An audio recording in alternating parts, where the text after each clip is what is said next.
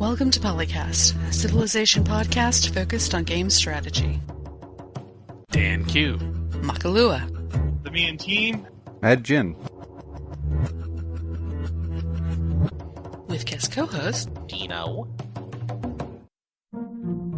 I know you had said from the 2016 feedback for PolyCast that you didn't want to only be on the show when you were replacing replacing a regular co-host. Scab. But I'm welcome. replacing guest host. Now you're replacing a guest. You're welcome. I'm like, the second I saw that, I'm like, oh, I know what you're doing right now. Hello, everybody, and welcome to episode 277. My name is Dino, and today I'm joined by regular co-host Dan Q. Marching to my own drum. Makalua. When were we go wrong? The Me and Team. It's like those cities were never there at all. And Mad Jin. Just like Dino's invite to be here. Oh. No, we gave him a proper invitation, like, at least 10 minutes prior to the show. At least 10 Dino minutes. still has not been properly invited to host the show. I'm still protesting that. I know, he said he didn't want to replace the regular, and he's not replacing regular. I'm Yes, he replacing is, the actually. guest host today. He's replacing somebody. He wasn't actually invited. No, he said he didn't want to only replace regular co-hosts, and today he is not replacing a regular co-host. Yep, that's right. Technically, this is true. He's our favorite Well, reserve that's co-host. And technically true is the best kind of true, right? Yes, it is. Correct.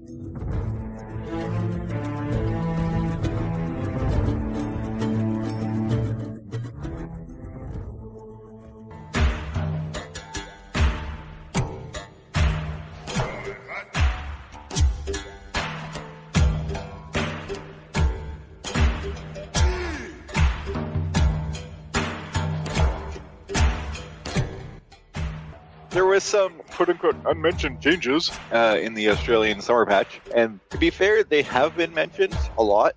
So there were changes that just weren't written down initially that people found. Appeal got nerfed, and by nerfed, it's more that they implemented a negative appeal for mines and quarries, because seriously, who likes to go live next to a mine or quarry? Less appealing.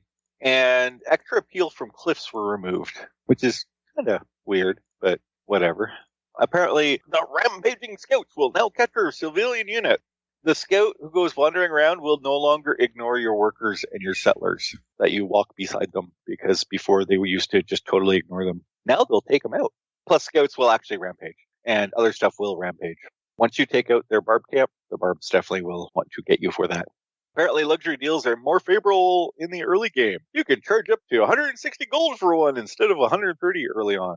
Still don't think that should be a thing, but There's still the issue, though, that if you have multiple copies of luxuries, some AIs will gladly purchase multiple copies of the same resource. Mm-hmm. Now, if they're trying to set up something where they're trying to act like it's a middleman and then they turn around and sell it to someone else for a profit, that would be impressive, but I don't think that's what's going on. So that I kind of view it as like if you have multiple sources of chocolate, well, they want your dark chocolate and they want your milk chocolate and they want your gluten-free chocolate and all this other crap, so...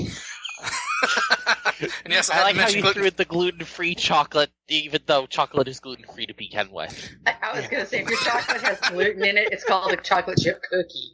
yeah. No, this is this current trend. We have to market things that have always been gluten-free as gluten-free if we want people to have it. Come on. I It's know, already right? actually marketed as paleo. Patella Palace, Big Ben, and Alhambra finally work. So if you capture them, you get their policy card now. So that's a bug fix. Wiseman's comment in the thread on Civ Fanatics. I wonder, does it remove it from the other Civ? I would hope so. If it Yeah, doesn't, that's another bug. That's the kind of bug that can turn into exploit territory by repeatedly selling the city back and forth, if it were a bug that way. Yeah, no. Exactly. Yeah? Or even just like everybody on the team, just trade it so that everybody on the team gets the slot. Yeah, I mean, who wants infinite slots in this category? Let's go. Yay! Woo. Bombers and jets. Bombers were melee strength were nerfed, but the bombard strength was buffed, and the production cost increased. And you can no longer heal land units in the water. Well, I guess that makes sense. Here, stay here and tread water. Feel better. I don't think people are, like, swimming across the ocean when they're embarked, but, yeah. Yeah, I don't You really getting care about that. reinforcements in the middle of the water. Yeah, fair enough. No one's sending out a boat full of new people that are going faster than you to, catch up. And of course, the swordsman melee strength got buffed by +5. As previously stated, that was a bug fix. That probably should have made its own entry in the patch notes. So it is pretty significant to the early game because of how they stack up to cities now versus previously. Oh, not even just cities, actually. It's and other units. Yeah, no one actually brought it up in the thread because there's a whole thread about this, and people kept saying it was a bug and they were wrong. It's a balance change, but the thing is, the balance change is wrong because the base swordsman being up at 40 means that they are equivalent to the pike. And since swords already get an extra +10, that means that something from the classical era can wreck something from the medieval era and have more combat strength to spare before any promotions or land or anything else on top of that. So yeah, there's a balance point that is completely and utterly wrong in there. Is that confirmed bugs? Because the previous titles had something like that, where that's not a previous era units problem. had higher. Well, yeah, but it depends how it plays out, right? Because knights and Civ 4 were stronger than muskets, but the balance point up to this point was that swords versus pikes were about the same. Like at 35, they get the +10, which puts them at 45, which means that they're on par with a pikeman standing in rough terrain on defense. So the pikeman would be able to stand up to a sword if it's on defense. That was there. And then, of course, knights were balanced versus pikes and yada, yada, yada. This putting them up by 5 to hit the 40 level means that swordsmen just run over pikes, and pikes are the thing that are meant to stick around for 2 eras, not swords. Swords get upgraded to gunpowder. Although I feel like the spear line is weak in general, just overall. The whole thing is just wrong. Yeah. And I think part of the reason it might be like that too is because technically with the swordsman you do need that iron in order to build them, where the pikes you don't. So it might be a little bit of a balance thing there too. Well, it's a balance thing that's missing then. Because even in Civ 5 where there was a strategic resource thing, you still did build your pikes as your main thing because they would get ran over by longswords. Yeah. If you're going to say, okay, longswords beat pikes, then you have to say that longswords only beat pikes when you're going against pikes, and therefore they should have a lower base combat strength than the pike, and then get like a big bonus versus them. And then make sure that they're extra rare as well. You don't want a situation where you're like, well, I have lots of pikes, and then, ooh, you've got 2 longswords. I'm going to go squish your pikes now. And on top of that, since gunpowder units pop up really quickly after pikes and still get the bonus versus pikes, that's even worse because that is so far beyond reality. When gunpowder units came out, they really, really didn't have a chance versus pikes. I feel like the unit progression scaling in the tech has been off really in all the recent Civ games, yeah. Claiming it's modeling a later version, except that later version is stuff like the rifling tech, which is much later and has its own unit. It's like saying they had rifling in 1300 or something. It's absurd.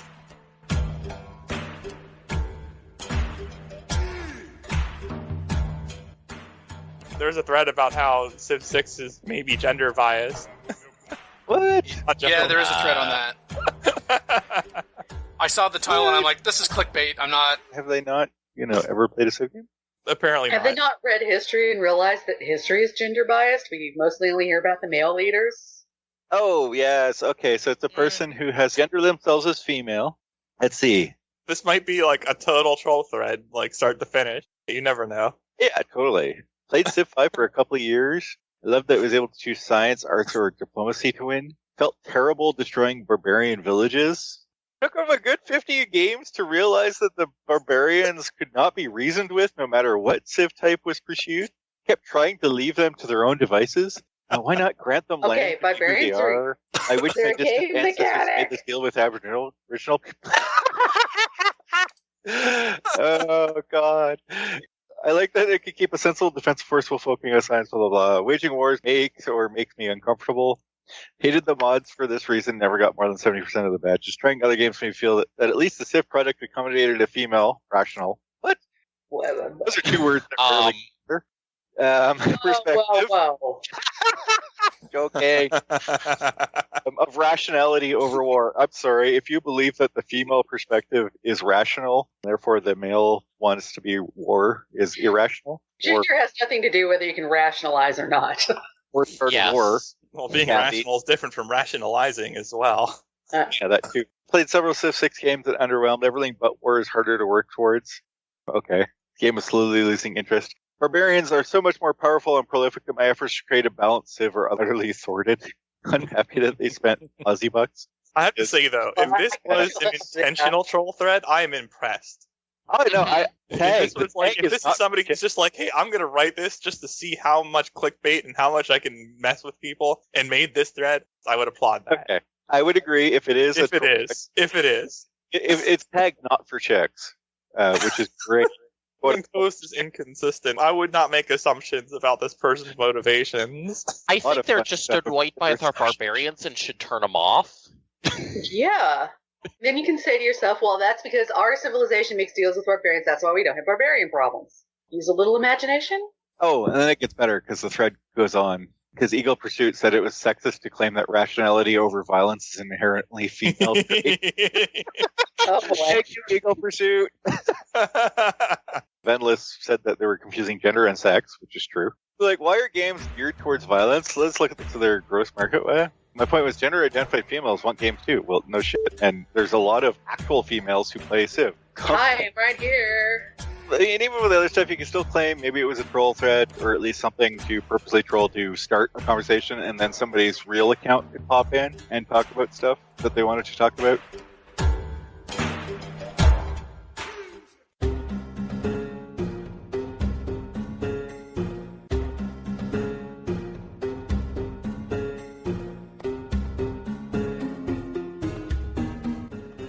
So Civ 6, governments. We have a lot of them now. Chiefdom for life. No kidding. If you want to limit yourself to 2 slots, feel free. Challenge run. Yeah, just the one military, one economic. Go. It's organized into 3 eras. They just have different amounts of... 3 basic categories that progress. Yeah. Varying amounts of military, economic, diplomatic slots, and wildcard ones. I forgot those. Because you don't normally get them until later. Well, you get them at classical, yeah. Once you've got political philosophy, then you've got wildcard. Yeah, the first. Yeah, and that's something you usually go for pretty early, I would imagine. I go for it reasonably early. Oh, yeah. I guess because sometimes I end up using the wildcard slot for other normal stuff and not one of the wildcard things like putting great people points or something in it. Well, it's also right there in the middle of any path you want to take, so Yep. Yeah. Getting more slots is better than no slots. What do we have at political philosophy? What are our choices? You can go autocracy, which is 2 military, 1 economic, and a wildcard slot. Capital receives a +1 boost to all yields, and you have a +10 bonus to wonder production. It does have a legacy bonus that it says every blank turns, and I'm thinking that has to do with the game length. But you get a +1% bonus to wonder production. So, sure. I guess it depends on the type of game you're trying to play. Not everybody is building wonders quite that early. It's odd to have that with 2 military policy slots then. Yeah, I was surprised it wasn't like an extra diplomatic slot for that. Nah, well, it wouldn't be a diplo slot. That's what they're building. Yeah. Really, the design of autocracy versus oligarchy, because, well, you always choose classical republic. Nope. Pick the oligarchy. design of those two are just a little weird. Yeah, so seeing as that we're talking about oligarchy, what is the card number breakdown, and then what are the effects and what the legacy bonuses of oligarchy? Well, that one is the one that's actually 1/1/1 of each of those, and plus its wild card. All combat units gain +4 strength, +20% bonus experience for units, and an additional 1% bonus experience for units every 5 turns. Yeah, I use this in multiplayer all the time. Mm-hmm. Yeah. So that way, if you want to beat people up, and that diplomacy slot is totally worth it. Yeah, there's where I'm confused. Why is this? Yeah, those two need to be flipped. It would make sense for this one with the emphasis on combat to have the 2 combat slots. And less diplomacy? Yeah. Diplomacy. This is not about diplomacy. This one is about beating people in the face. Yeah. And this really is a good beat stick pick. Because you can stack that +4, and if you want to push out a great general early, it's pretty impressive what you can do mowing crap down, especially against the AI. You're running like +9 or more on your base melee units with the battering ram rolling up on a city. Like, Yep. the AI does not handle this well. And, well, if you're playing on deity, that +4 from oligarchy wipes out the AI bonus. Unless they run it too. Well, yes, but if they don't, then you've negated their bonus. Yep. I'm used to playing there. The AI just gets itself caught out so much. It's fine. Also, in context, a 10-point combat strength difference is at least a third of the health gone. Yeah. Once you get up somewhere about 28-ish combat strength difference between two units, it's 100% wipe. And you can get a good way towards that. Like, you run promotions in addition to this bonus and a Great General, and you are well set for just bashing. Yeah, because a lot of promotions are plus 10s. Yeah. So if you've got plus 19, you're really close. You get good terrain. Yeah, it's pretty easy to kill a unit like that in 2 hits. Yep. Although that probably shouldn't be a thing, but still. No. That's the design of the game, though. And you are investing a lot if, like, you're pushing out an early Great General, too, or doing anything like that. Like, you need to succeed in war, or you're going to be behind. Yeah, that is true. But yeah, for me, for Classical, it comes down a choice between Classical Republic or Oligarchy, and it's usually what we haven't talked about yet, Classical Republic, unless, someone's beating me with a stick, or I want to beat them with a stick at this point in time. Yeah, if you run into a neighbor that you know you've got to squish early. Yes. So you go and you squish them, and then you switch to Classical Republic. Or you just do Classical Republic full stop, because you have a neighbor to squish, but you're not worried about doing that right now. And in the meantime, we got a serial stomper here. Serial squisher.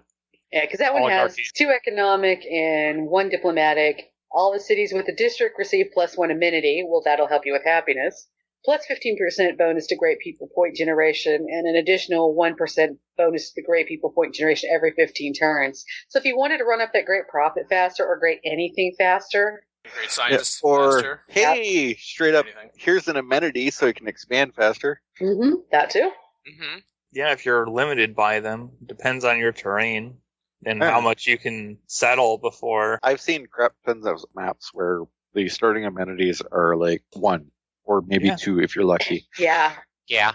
Yeah, I mean, you can get a lot of variance. You can get that kind of situation. You can get housing problems where you actually have enough bonus amenity resources where you're worried about housing first. Yeah, if you have more amenities than you have housing, you got a problem.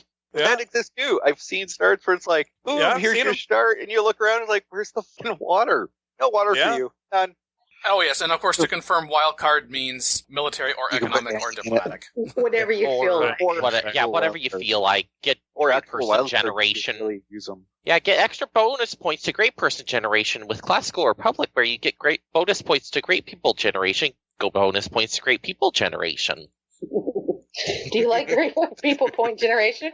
So, in medieval era, does anybody actually run monarchy, like, ever? Well, I do if I need to get into castles quick. Yeah, but Merchant Republic. Yeah, Merchant Republic. All right, so, actually, first off, let's talk about in Medieval Renaissance, which of course you had 6 slots. Let's talk about the one that we haven't identified yet, which is Theocracy. What's Theocracy about? 2 military, 2 economic, 1 diplomatic, and 1 wild card. You can buy land combat units with faith, instead of having that as part of your religion. All units gain +5 strength in theological combat, so you can tell all the other religions get off your lawn. And 15% discount on faith purchases, plus it's a legacy. You get an additional 1% discount on faith purchases every 15 turns. Yeah. That can matter. Basically, like, if you can make use of this, it should be obvious that you should go here. Like, if you've invested into the religion and built that up, there really won't be much doubt by the time this becomes available that you should be running this. And otherwise, you should be in Merchant Republic. Well, even if you didn't bother making a religion, but you have, like, a crap ton of faith income, Theocracy is better than Merchant Republic at that point. Just because it's because the faith cost for units is cheaper than the gold cost. You don't have any other item requiring faith for purchase other than, say, the random missionary or apostle. Unlike gold, which has, units and buildings and hexes and yada, yada, yada. There's lots. You can run a completely massive faith-based economy if you crank up the faith. And then because the discount for faith, and as it goes in an extra 1% for every few turns, your faith buying of great people gets cheaper and cheaper and cheaper to the point where it's like, I've got a mass of faith and I'm just going to buy every single last great person every couple turns. The Great People is nice. You can't just go around buying buildings with it all the time. No, I guess my issue with this is if you're in single player, you just don't lose units that often. You don't need to build that many units in my experience, even on D&D. Well, even in multiplayer, a Mass Faith war machine is better than Merchant Republic. I would argue more strongly for it in multiplayer than single player because you actually need to build more units to win domination. Or to win anything. Even in single player, you get around the whole production thing. You don't need production. But by that point, I have a decent core of units already. I don't need that many more to supplement. Even if I'm on the warpath, I don't need that many more. I just don't. I have good trade routes set up already. I'm conquering stuff. I have 6+ good frontline units with range support. Why do I care? I could buy more units, but it's just a different style of play because you can get to Theocracy pretty fast if you go that route.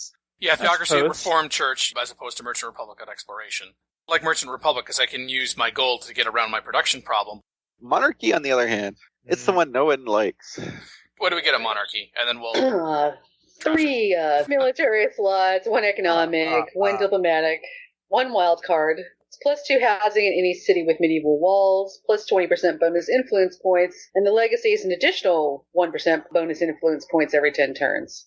So that one's, in theory, if you were, say, really up on trying to keep up with the city-states and plowing into city-state points, then yes, you should, in theory, go Monarchy, but you only get 1 Diplo slot still, so then you have to use your wild card for the other one. Well, I usually do that anyways, even with Classical Republic. Yeah. It's less diplomatic than it should be. Mm-hmm. Because, I would think that the Monarchy one, that maybe if you go 2 military, 1 economic, 2 diplomatic, and 1 wildcard. I think that would be a better implementation, Because Monarchy comes online roughly about the time that the other diplomatic policies pop in. And you would think Monarchy would be the one that would want to take advantage of that. What they're really saying is that they didn't put enough diplomacy policy cards into the game early. Yeah. More diplomacy cards early, then a Monarchy switch to having 1 extra diplomacy slot would make a lot more sense. Monarchy doesn't need 3 military slots. Yeah. No. Merchant Republic, 1 military slot, 2 economic slots. Yes, very. This episode is about counting on the internet. We can't count on the internet. 1 diplomatic and 2 wildcard slots. See, that's the fun part. Yep, 2 wildcard slots, Merchant Republic wins. Okay, moving on. Yeah. We haven't finished with how much win it has. It's purely economic. Oh, yeah. Plus 2 trade routes, 15% discount on gold purchases, and the legacy is an additional 1% discount on gold purchases every 15-ish turns or so. And yes, indeed, if you switch away from Merchant Republic and you're using those extra 2 trade routes, guess what? They go away. Yeah, surprise. It would be pretty broken if they didn't, because you could make a very temporary stay in Merchant Republic, use your trade routes, then leave. The 2 trade routes, first and foremost, yes, awesome. But then the discount on gold purchases initially, and then the discount purchases as you continue to go on. It's I'm going to construct these districts, with the whatever crap production I have, plus the whole issue about district costs, scaling, But then I get to buy all the buildings that go in them. Then I'll buy all the buildings, and then I'll buy the units. And then time goes on. Oh, the unit's cheaper. Okay, great. Buy. Oh, I need to upgrade? Oh yeah, okay, I've got money for that. Thanks to the discount and the trade routes as well. It just feeds into so much of everything else. It's a wonderful bypass for production. It may only be economic, but it feeds into so many other things. Yep. Trade routes are just good in general. Drool. Yeah. I'm okay with there being alternate paths and alternate economies. It's just a little too much right now. It's less the alternate economy and more the core economy. Yeah. It stands out on its strength on its own, as well as the issues with monarchy and theocracy. Yeah. What we've talked about, there's not that many changes that could be done, and all of a sudden the other ones start looking better. Yeah, there's nothing new they have to add. They just have to shift some things around. Yeah, I mean, if to balance it out, I'd say Merchant Republic should lose the wild card and give them the extra economic. Give them an economic. Awesome. Yeah. 1-3, 1-1. Yeah. Well, yeah, I mean, definitely you're going to be focusing on it anyways, and generally when you go Merchant Republic, that's what you do with that extra wildcard slot anyways. Yeah, I wouldn't mind losing the wildcard slot for even more economic slots. That's Yeah, not my trade route. No, the thing is, you go to Merchant Republic, it's like, hey, look, I've got 4 economic slots. Like, no, you got 2 wildcards. Now I've got 4 economic slots. Modern era. Ooh, 8 slots. Yes, lots of slots. All the slots. First on the list, communism. 3 military, 3 economic, 1 diplomatic, 1 wild card. Your land units gain +4 defense strength, 10% bonus on all production, and then an additional +1 bonus every whatever turns to production. So you get 3-3-1-1. Good. There is more militaristic policy slots that are more than just cheaper upgrade and cheaper unit cost and cheaper production. And basically, communism's kind of geared towards the science victory, sort of, because of the production requirements in science now. Yeah. Especially for if you want to get out of here ship. Yes. Yep. All production, any production, stomp face production, space production. There's democracy with its 1 military, 3 economic, 2 diplomatic, and 2 wildcard slots. Your patronage of great people costs 50% less gold, 30% bonus yields from district projects, and an additional 1% bonus yield from your district projects every blank turns. Well, obviously with that many economic slots, that mean you to make all the gold to buy all the great people with. And if you're coming from Merchant Republic, ooh. Nope, there's only one right choice in this era. Fascism is the only correct choice in the modern era. 4 military slots, 1 economic, 1 diplomatic, and 2 wildcards. All your combat units gain 4 combat strength, 20% bonus on unit production, and an additional 1% bonus on unit production every mystery turns. Yeah, man, go in the game. Yeah, so, I mean, comparing fascism to communism, yes, I realize the 10% bonus on all production in communism, but then the 20% bonus on unit production, if that's what you want, is unit production, then that's there. Okay, you lose, quote-unquote, the defensive strength, but you gain combat strength, and that's all of your units, not just the land units. Yeah, and that counts for attack, too. Yep.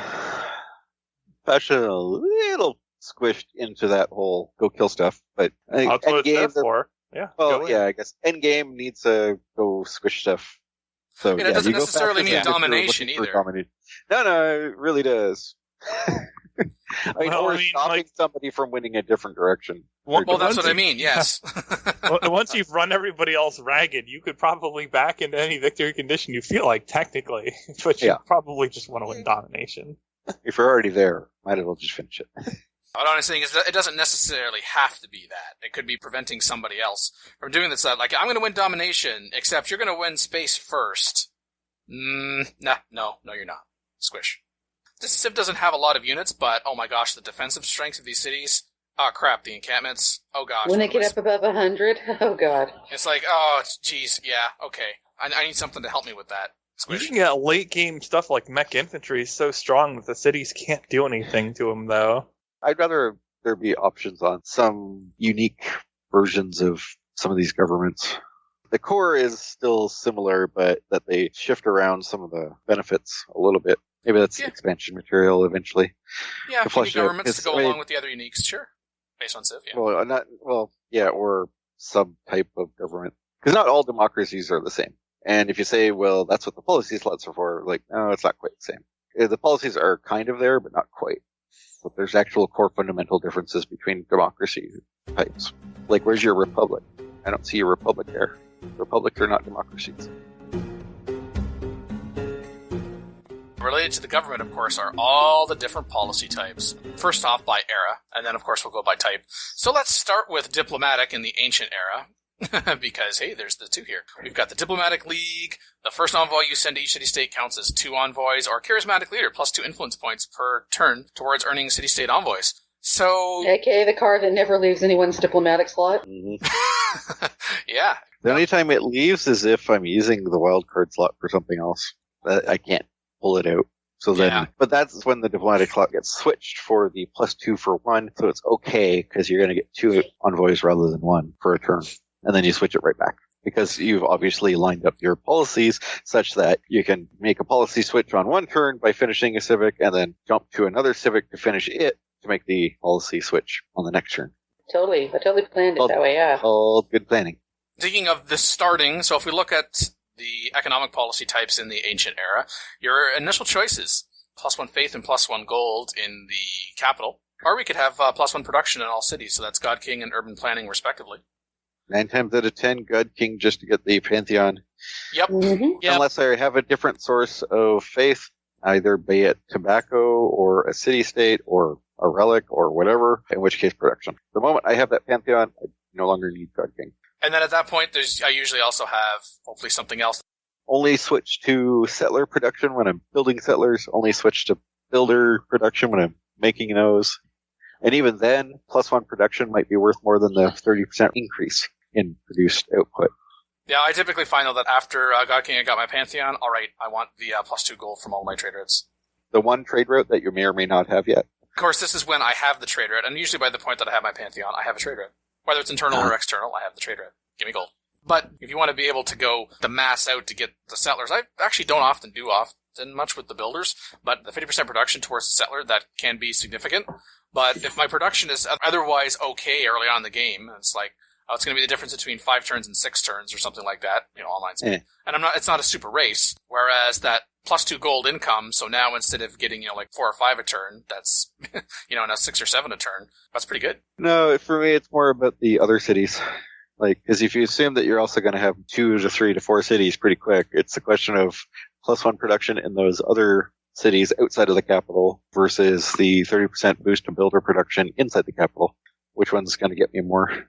Mm-hmm. Probably, I would say, in that case, what's going to get you more is the builder. Because then you can send those builders out to those other cities. Well, if I need the builders at the time. Sometimes I just need the capital to be producing other stuff than builders, at which point it still works out better. And sometimes it's all the other cities need is one more point of production to be able to get something built quickly in their own locations. If they're getting watermills really in new cities when they have it, then that'll get me to builders and stuff faster in those cities. Well, everything faster in those cities than if I get a builder going to the capital and try and trudge mass builders out there. Unless, of course, you're playing China, in which case builder, builder, builder, builder. Wonder spam, wonder spam, wonder spam. Yes, this. By wonders, do you mean like swordsmen or knights? We're going by the usual definition, not the failed definition. I mean, you could always go for the terracotta army. So swordsmen? Yeah. More promotions. And then, of course, there's the ancient era economic policy that reduces the purchasing cost of tiles. It's the most situational, I would say, of all of them. It's not completely useless, but it's the one I'm least likely to use. And then in military, discipline, +5 unit strength when fighting librarians, or survey, double experience for recon units. So, yeah, discipline. Unless you've disabled barbarians, so fine. I'm like, I actually usually start with survey until I explore a little bit, and then I switch over to discipline, like when I'm ready to go take out a barbarian camp. It depends on whether or not the barbs are coming for you or you're going for the barbs. Exactly. If the barbs are coming to you, then yes. Yes. Guaranteed. Like, if you know that there's close barb camps, or there's a barb camp next to a horse, then yes, go straight for it with the +5. If it's not a thing, and you actually choose to spam out multiple scouts, then the experience can make them better. Classical era. Let's see. Classical era diplomatic policies. Oh, wait, darn it. That was easy. At economic. Oh, there's something about Polysite district adjacency bonuses. Okay. Here we go. District adjacency bonus boosting is good. Those are good cards. Well, it's a holy site thing, so, I mean, yeah, if you're going religion, then sure. Depending on where you put your district, it's worth more than the building that you put into it. Oh, yeah, see, I'm not poo-pooing the adjacency bonus. I'm poo-pooing that it's holy site. Phew. But then, of course, if we're talking classical military, let's see, you got stuff in there for strength, defensive buildings, yield pillaging, production towards encampment districts and buildings, or medieval, Renaissance, industrial era, heavy and light cavalry units. So, I actually don't adopt many of those classical ones. Oh, excluding the last one, sorry, that was me. But the other ones, yeah, they can be useful. But I don't find that I use really any of the military classical era policies. Production, next, hardly at all. The unit maintenance reduction by 1 gold per turn per unit. Oh my gosh. Yep. Yes, please. Adopt now. It's also the please fill this slot and never leave. Yep. Unless I have other mass money choices. But usually it's gone because now there's the one that's reduced maintenance by 2 and it takes its place. It's just... Yeah, conscription, ancient era, unit maintenance reduced by 1 gold per turn per unit. Well, one of the best economic policies in the game. Yes, even though it's under military, its effect is economic and it's very substantial, yes. Scales based on your military size, so... Yep. It is good, because if you go big military, then you get bigger boost. Exactly, whether that's an offensive or a defensive one. Less maintenance, it's awesome. Diplomatic, medieval, +1 gold from each of your envoys at city-states at Merchant Confederation. I like that one. Now, am I going to switch to that over +2 influence? No. But as we go along in government types, seeing as how you're getting all these influence towards earning city-state envoys, and then you can get gold from all of those city-state envoys, then heck yeah.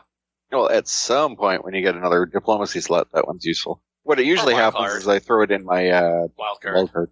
Yeah, that's usually where it ends up. This is where deletion of that +2 influence card would be a good thing. Yeah. Make it disappear at this point. Therefore, now you have to make choices between what you're doing with those envoys versus getting more.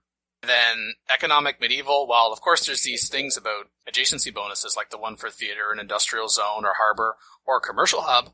Hi there. But I particularly like the +1 culture and the +1 science from international trade routes. I know there's the strength of the internal trade routes as well, but if you've got considerable external ones, particularly because, hi commercial city-state, yes, let me send a trade route to you, that one in particular, then, I can get +1 culture and +1 science from that trade route as well. Wow. Of course, this assumes that you've got more than just a couple of trade routes, admittedly, and if you don't, what's going on here? Yeah. I don't know. I think there should be a refactoring of all the trade route-related mechanics. Something's just wrong in there. It influences your choices on a lot of this stuff. It has ripple effects. Elsewise, from economic medieval, 2 others I think worth pointing out. One, there's the Medina Quarter, which is +2 housing in all cities with at least specialty districts, which I use on occasion. And of course, there's also serfdom. Newly trained builders gain 2 extra build actions. Ooh. They can be useful as well, but it's usually, that's maybe what I'm going to put as a wildcard slot, even if it's just temporarily, as opposed to, say, swapping out your +100% commercial hub district adjacency bonuses at town charters. Yep. Of course, this is also the era where policy cards start getting obsoleted. It's true. As soon as you get serfdom rolling, your previous builder policy card goes away.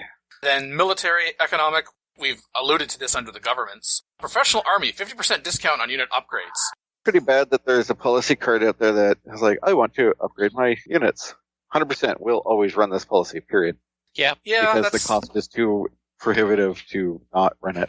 Yep. In a strategy game, when you should almost always do this, just because it is either the best because it's super great, and/or the other ones are super crap. Although I wouldn't say the other ones are super crap, but in this case, the bang for the buck is so amazing. And it's not something that you would run. As soon as I get the Mercenary Civic, I'm always going to have that as a gov policy. No, but it's an awesome one to be able to swap out. Yeah. There have been times where it's like, I really want to pursue this next Civic, but if I backfill to this other Civic, I'm going to have that, in 1 or 2 turns. And then not only can I upgrade my units, but I'm also thinking about, I don't have to worry about paying air quotes the penalty for unlocking it, but quite frankly, it can also be worth the penalty. It's like, it's going to cost me 50 to unlock it this turn. Yeah, but you're upgrading these units, and that's going to cost you more than the 50, and you could use that right now, because you're about to send your units out of their borders, and you're not going to be able to upgrade them otherwise.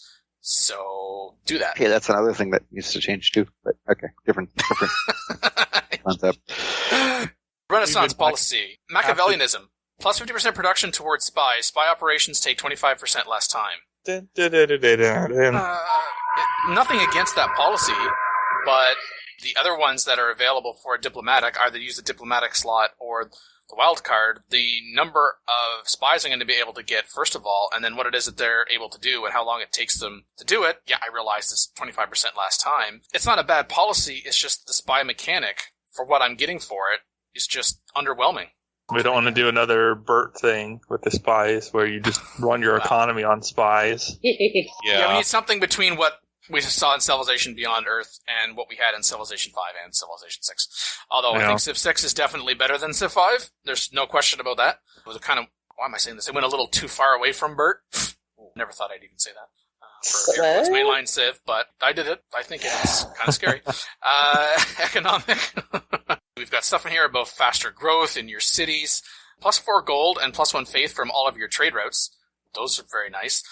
But you also have your 100% yield from, still with districts, +1 amenity in all cities with at least 2 specialty districts, +100% science from campus district buildings. Yeah, these ones right here, the 100% plus yield from the commercial hub district buildings and the campus district buildings, I'm swapping out for those. I mean, of course, this is assuming you have a pretty substantial empire, number one, so you've got multiple commercial districts, multiple campus districts, and you actually have those buildings in place. But even if you don't have all of them in place yet, as you get those online, that is incredible. So between those two and then the +4 gold and +1 faith from all of your trade routes, so whether that's internal or external, those are amazing. I will swap to those quite often as compared to, say, even the district adjacency bonuses, because that is going to give you typically more very quickly, even if you were really paying attention to the adjacency bonuses that you would get in the first place. Those are really it's overwhelming. powerful. And it scales up as you add more trade routes to your empire, which you can do through making districts. Yeah. It gets stupid quickly.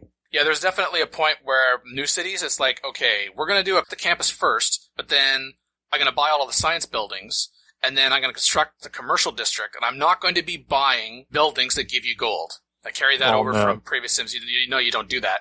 It's, I'm going to buy all of those science buildings. While I'm buying the science buildings, it's constructing those buildings for the commercial hub, and then those go online, and then it allows me to buy more science buildings somewhere else, and or buy more units, and or buy, like, this, that, and the other thing. You can see where we're... Commercial District 1, that's free market. The one for science is at Rationalism. Hey, Rationalism!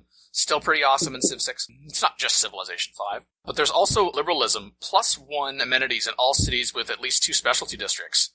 Oh, well, I've got all these commercial hubs and campuses. Hey, they're my 2 specialty districts. And I'm continuing to grow, and people are looking for amenities, and maybe that means I can delay spending time constructing an entertainment district, let alone perhaps then a subsequent building in that, if I can get an additional amenity. You know, it's like, I need this other amenity until I can take over this next city, or to get that additional amenity, or settle this next city, or be able to find someone to trade an amenity with. And then industrial, diplomatic. +2 science, culture, faith, and gold from each city-state you are suzerain of. You know, the nice thing is you can get the benefits, we've talked about this before, at 1 envoy, 3 envoy, and 6 envoy, and so long as you're not at war with that city-state, and that city-state still exists, which of course means, you know, don't play with Phil. Yeah, go ahead, run that policy card. Go ahead. But this one, +2 science, culture, faith, and gold from each city-state you're a suzerain of. Okay, let's say for a moment that that's 5, and that's really high. That's +10 science, +10 culture, +10 faith, and +10 gold. It's the industrial era. What are you doing? Yeah. Too little, too late there. Elsewise, an industrial for economic. There's stuff for increased wonder production, builder production, and builder builds. Additional gold for cities not on your capital's continent. There is market economy. Your international trade routes provide +1 gold per luxury and strategic resource improved at the destination, plus a +2 culture and a +2 science. Internal trade routes. Internal trade routes. You're going to have to really pay attention to the map in that case. Yeah. You're not going to be ahead for this most of the time. It's very situational. There really isn't anything... Usually find a better policy slot than that. Yep, there really is nothing industrial economic that makes me jump up and down for joy.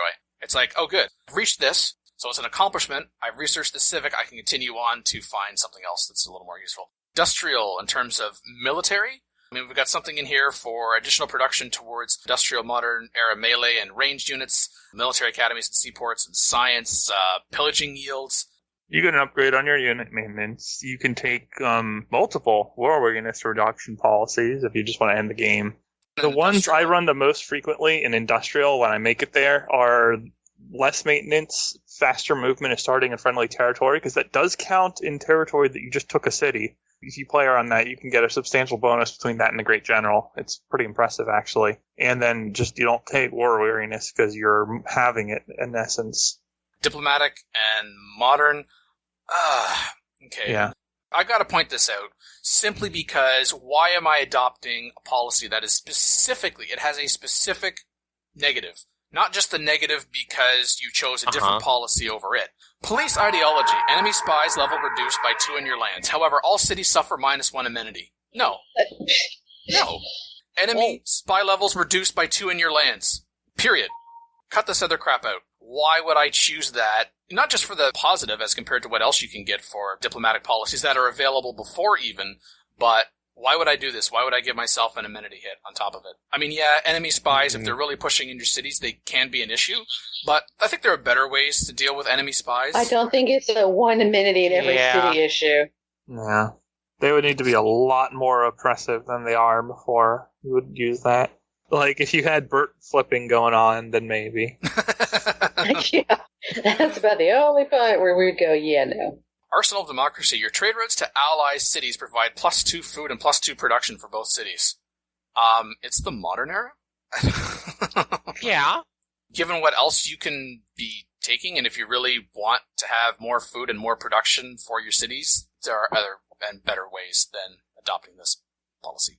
Gunboat diplomacy, which I actually like. Oh, I remember that from Civ 5 policies as well. But here, open borders with all city-states and +4 influence points per turn towards earning envoys. The open borders with all city-states is amusing, but I can think of another way to open borders.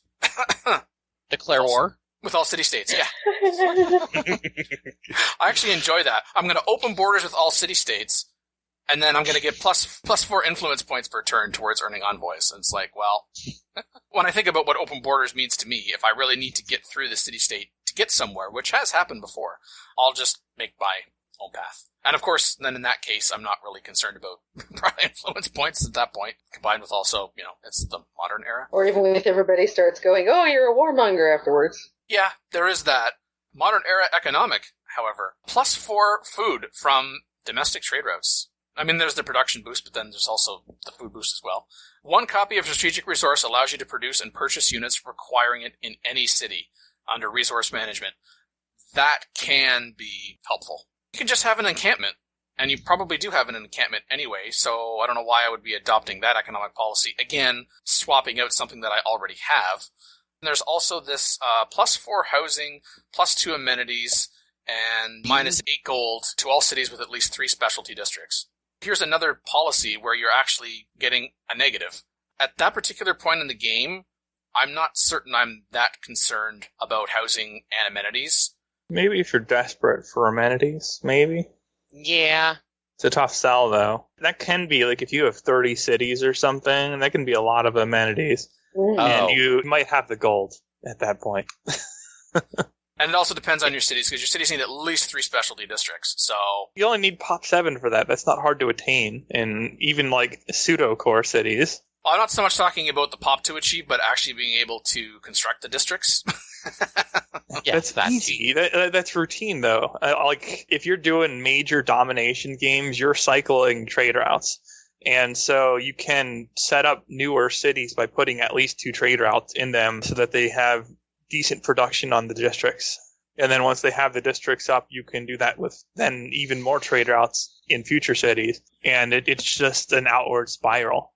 Rate of growth does not increase at the same rate. You don't get exponential growth in terms of city conquest rate the same way that you have all these trade routes.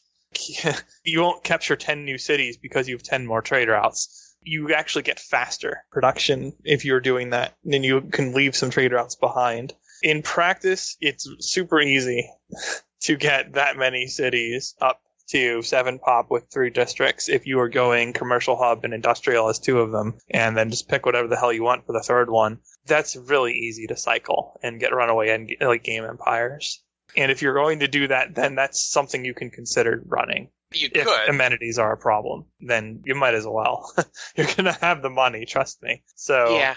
I would hopefully prefer that the cities that you are settling, where you're first off, it's going to have at least an amenity that you're going to be able to gain for your empire number 1. I mean, I can certainly see it helping, as you're saying, with the amenities, but if the amenities are going to be that bad in certain cities, and then you're concerned about uprising, and you're willing to swap out, say, from getting plus 100% yield from all of your commercial hub district buildings, that's a particular quagmire you've put yourself in. I would swap that out. I'd swap something else out or wild card this or something. Yeah.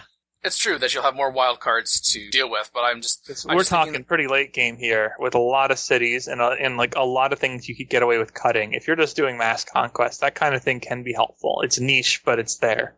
I mean, yes, there's the growth issue, but it's like, oh my gosh, I'm going to spawn a whole bunch of, frickin' rebels. It's like, well, I'll just... Look at it this way. You were paying out a substantial amount of money for what can amount to having, like, 10's maybe a bit extreme, but I mean, it can be something like having 10 extra luxury resources if you're really huge, or at least 5 plus. That's just not trivial necessarily. I mean, yeah, you're paying for it, but not too many alternative sources of that do not take up district slots that you can get so easily. And it's not even something you have to run permanently. Maybe you're just having trouble with war exhaustion, so you swap something else out and leave that in until you're done. Yeah. It's okay. I mean, I'm not saying you should run it all the time, but it's something you might actually use sometimes, depending. It might be, but if it's from war exhaustion, there are two policies that give you a 25% reduction in war weariness, which is, I tend to be the biggest issue when it comes to people being upset that, oh my gosh, we're low on amenities and now people are going to start revolting. You talk about swapping for a wild card. I often find that one of my wild cards would go along with one of my military are those two policies. Oh no, I'm running fascism, and I've got both those two right in the military, along with a maintenance one and something else. I could bring that down as a wild card if I really needed it. I usually don't. But this is like you're keeping all the cities you're conquering too, and you just want to go massive sprawling empire, crushing everybody. It's fun, at least if the game doesn't fight you so much. It's the reason I don't do it very much lately. So then the military modern policies, and we talked about the war readiness ones, that's both martial law and propaganda, but they do stack, which is awesome.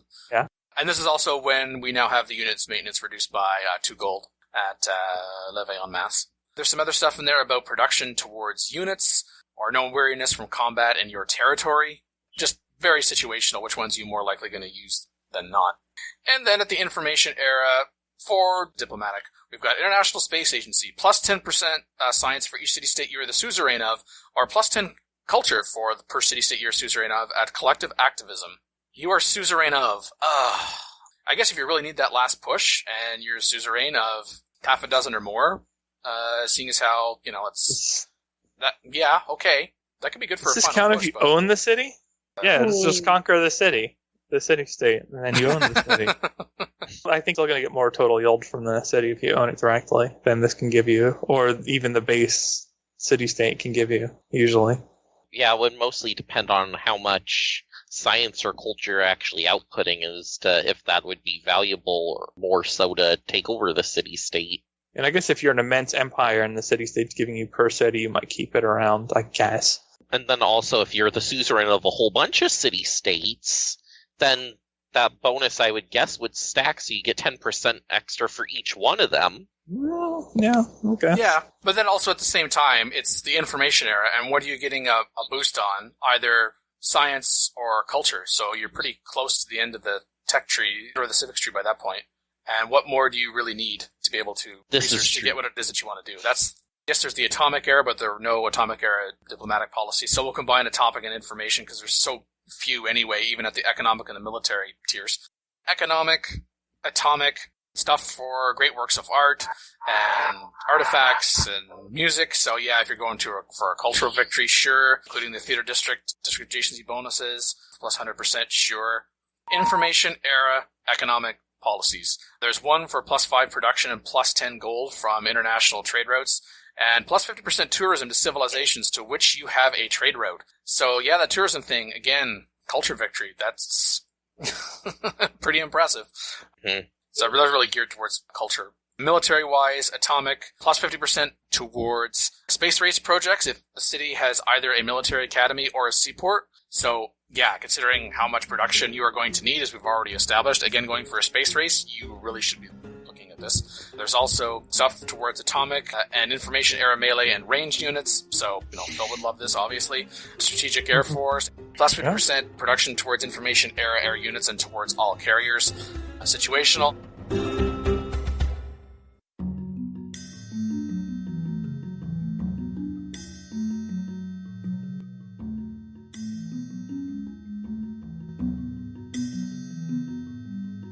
Oh, the Australian summer update now on Linux and Mac. There you go. Enjoyed in the announcement on the Aspire support page. In all caps, so they're yelling at you. Cross-platform versus PC is not yet available. Just in case you weren't sure about that. Oh, sorry, it's not ready yet. Ah! Steam Mac players are encouraged to join the Mac Steam Civilization 6 group here to get your multiplayer fix in the meantime. But I guess they don't really care about Linux players because there's apparently no group that they've organized for the Linux players, so... Apparently not. There must not be a big enough group, or maybe Mac and Linux are compatible with one another or something? I don't know. Maybe. It's implied, or it could just be poor writing, when they say cross-platform versus PC. Yeah, maybe Mac and Linux can talk to each other. There's some strange interactions there with the cross-platform for sure. because I noticed it when I was trying to get EU4 to work in cross-platform. And if you run it native on Steam, it doesn't. It doesn't work. You desync in-game days on a scale of 377 years. You will desync inside of 1 month. But if you run it through Wine to make it pretend that it's running on Windows, for some reason that magically works, and you can connect to PC people just fine. Like, what the hell? You might want to experiment around a little bit there if you are a Linux user. But yeah, basically, at this point, they still pay lip service to actually supporting the other platforms properly, unfortunately. That goes for both Mac and Linux. There's a Civ 6 demo now available. Oh, now the game's been out how long? That's the, like, really, guys comment? Absolutely. What are you guys doing? I'm sure pretty much anybody who's listening to this, for the most part, will already have purchased Civilization 6 and would not need the demo. Well, maybe they want to, like, show their friends the demo. That, yes. Civ 6 They're unable to convince other people to purchase Civ 6, and now that they're listening to the show, they can go tell those people who don't listen to this show, hey, the demo's available now. But you think the demo would be out before the game? Or at least at the same time. Yeah, so you can, like, try before you buy, but no. I can understand it not being before because, like, we're trying to finish the game. But now we're releasing the game and the demo at the same time. But that doesn't mesh with the modern gaming industry practice, which is buy before you try. Yeah. If they were trying to fit in with the modern gaming practice, there wouldn't even be a demo, so... No, there wasn't for a long time. You get to play as China on a fixed map with America, Egypt, and Samaria. You've got 60 turns in which to do it. And tying into the most previous topic, comments on Steam. No Linux demo. Where's the Civ 6 Mac demo? No, come on. Why would you expect the Linux and Mac demo to be out at the same time? Come on. That's ridiculous. We don't even get versions of the game at the same time. Why do you expect the demo to be at the same time? Support the ongoing PolyCast Patreon campaign. Collective achievements. Personal incentives. Month-to-month commitment. For more information, visit thepolycast.net/Patreon. Call in today. In North America, 301-637-7659. In Europe, 44121-288-7659.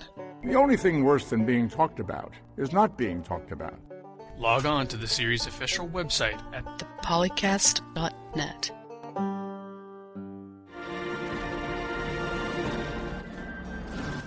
Yeah. That's a good point. It was a compliment, Dino. Wow. Yeah. I mean, you can take it as an insult if you want, but that's, I mean... No, Dino doesn't know how to take a compliment. In fact, I facted it on the internet. Dan's facting on the internet. Somebody stop him. I'm not going to insult myself, so I'm with Dan here, so... Anyway, thank you for joining us on PolyCast episode 277. I'm the Me Team, and I've been joined by Dan Q. Stream this. Makalua. Stream of coffee? Global warming god, Magic. Global warming. And guest co-host, Dino Yoshi. I thought it was spring already.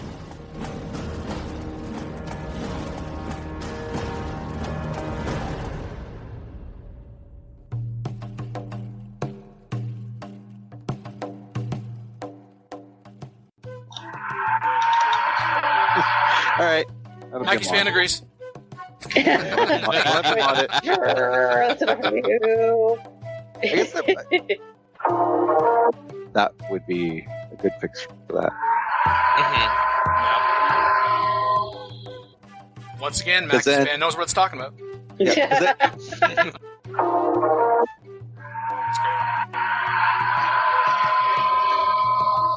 Thank you, Mackie fan. I appreciate your support. Yeah, fan, tell us how you really feel. Yep. Snowflakes, cold to the touch, warm to the heart. You sure you don't have that back the front? No.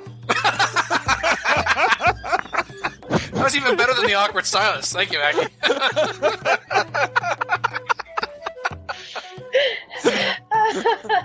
My brain went to PolyCast After Dark mode.